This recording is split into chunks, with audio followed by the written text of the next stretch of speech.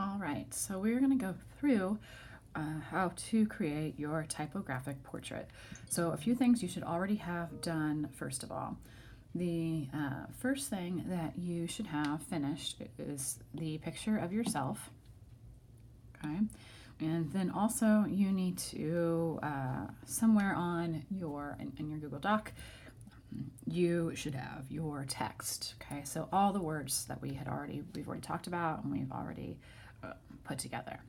So once you have those two things available, then what we're going to do is we're going to begin by doing some editing on your portrait. So to do that, you're going to use the Pixlr app, which is right here. Okay, it looks kind of like a camera, only with a little bit of a rainbow here. So you will find this looks, my pages look differently than the iPads that you were using. The iPads that you were using, hopefully on the first page, down kind of in the bottom area, there should be a folder, which this is an example of a folder, and it should say Strode apps or something like that. And inside of that, if you click on it, I will have all these different photo editing kind of art apps. So the one that we're going to use is Pixlr. So go ahead and click on that. Okay, once you've clicked on that, then you're going to go to Photos, because it should already be saved. I just have to go to Selfies. It already sees that. Okay, so now what we need to do is we need to get rid of the background, because the background is distracting. We also want to turn our portrait black and white. We want to do that because that's going to help get our message across. Remember that the first portrait that you did had a lot of color and it was very vibrant, and that represented the West Berlin kind of way of life. And then now we're going to do this East Berlin, which we've mentioned before. You know, there's a lot of cement, there's fences, it's very kind of dark, there's not a lot of hope. So we want to take the color out and we're going to add those words to really get that kind of contrast between the two portraits. So to do that, what we're going to do is you're going to first go to this little toolbox here, okay? And with that, you're going to see all these different options open up, okay? So what you're going to do is you're going to go to Adjustment in the top right.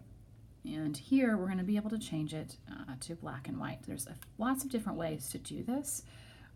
I can show you a couple, but I'm sure you could even find some of your own that would get you the same results. So what we're going to do is we're going to go to Saturation. Okay, saturation, think of a sponge. Okay, so if it's really saturated, it means that the sponge is soaking wet. To desaturate your sponge, you squeeze out the water. So to desaturate our picture means to take away the color. So I'm going to use my toggle here to bring it all the way down, and now I have a black and white picture. Now again, there's many ways to do black and white. This is just one of them. All right, so I'm going to go ahead and hit the check mark because I'm good with that. Now what I need to do is I need to erase the background so that way it's not distracting at all. And so to do that, what we're going to do is we are going to turn that into a white background. So I'm going to go to the paintbrush.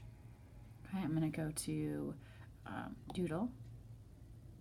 Okay, I'm going to come over to the color. I'm going to click on white. And then I'm going to come over to the feather.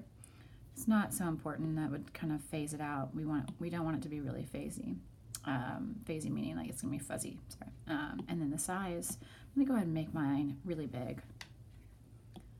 So I'm going to come in, I made my brush big to start with because I'm going to get all the big areas out first. Notice I'm not getting too close to my portrait to begin with.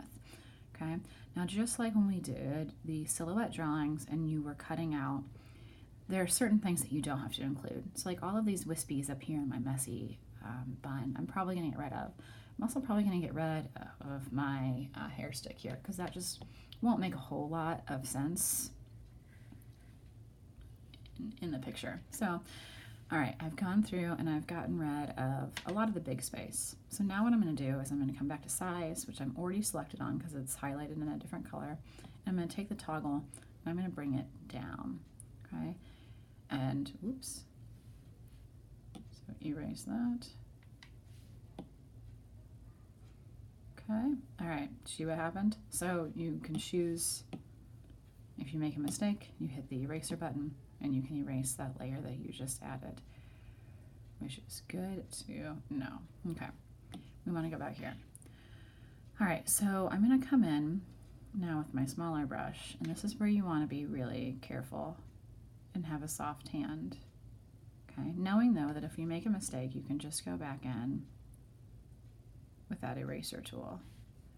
Want to be really careful, especially like on my glasses here. I don't want to chop off too much of my glasses, or really any if I can avoid it, because then that will just look strange. So here I'm getting rid of any of those wispies there because they're so fine that the background shows through, and I'm trying to get rid of as much of the background as possible. You want to also try and keep as steady as hand as possible, which isn't always easy. Okay, I'm going to kind of choose which wispies don't have the background showing through. The ones that don't have the background showing through I will keep.